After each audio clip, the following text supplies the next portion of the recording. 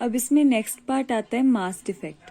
Mass defect क्या होता है सिंपल लैंग्वेज में अगर बात करें तो, कि जब हम न्यूक्लियस का मास लेते हैं, ठीक है, न्यूक्लियस का मास m, ठीक है, तो उसकी एक जो पर्टिकुलर वैल्यू आएगी उसको अगर हम कंपेयर करें मास ऑफ न्यूट्रॉन्स और मास ऑफ प्रोटॉन से, मतलब अगर हम अलग निकाल के देखें मास ऑफ प्रोटॉन्स और मास ऑफ न्यूट्रॉन्स, क्योंकि उन दोनों की वजह से ही टोटल मास आएगा, है ना, मास ऑफ न्यूक्लियस, तो उसकी वैल्यू अलग आएगी और जो हमें गिवन वैल्यूज होती हैं, है ना, वो वैल्यू अलग आएगी, ठीक है। तो जो उनमें थोड़ा सा डिफरेंस आता है, मतलब उसकी वैल्यू में और उसकी अलग निकाली हुई वैल्यू में, उस डिफरेंस को मास डिफेक्ट कहा जाता है, ठीक है। तो चलो देखते हैं कि यहाँ पर उन्होंने क्या बताया उसके बारे में।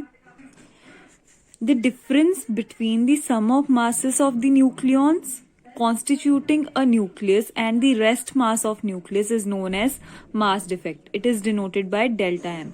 तो वो उन्होंने भी यही बताया कि जो डिफरेंस होता है, जो हम मासेस न्यूक्लियॉन्स के मासेस निकालते हैं, उनका जब सम लेते हैं, न्यूक्लियॉन्स क्या होते हैं, total number of protons plus neutrons को न्यूक्लियॉन्स कहा जाता है।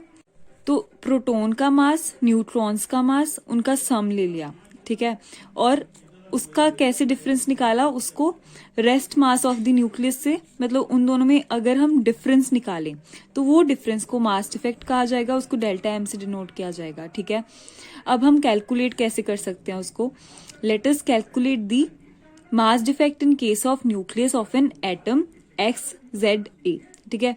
अब हम किसी भी न्यूक्लियस का, मतलब किसी भी एटम की न्यूक्लियस का मास डिफेक्ट अगर निकालना चाहे तो, ठीक है, तो वो कैसे निकालेंगे, तो उसमें z प्रोटॉन्स होंगे, a माइनस जेड न्यूट्रॉन्स होंगे, क्योंकि न्यूट्रॉन्स को a माइनस जेड से ही रिप्रेजेंट किया जाता है, ठीक है। इतने उसमें न्यूट्रॉन्स है, इतने उसमें प्रोटॉन्स हैं, ठीक है, ये एक न्यूक्लियस में प्रेजेंट होंगे, है ना। तो mn क्या है, rest mass of the nucleus, ठीक है, ये ले लिया, ठीक है। फिर मास डिफेक्ट हम कैसे लिखेंगे,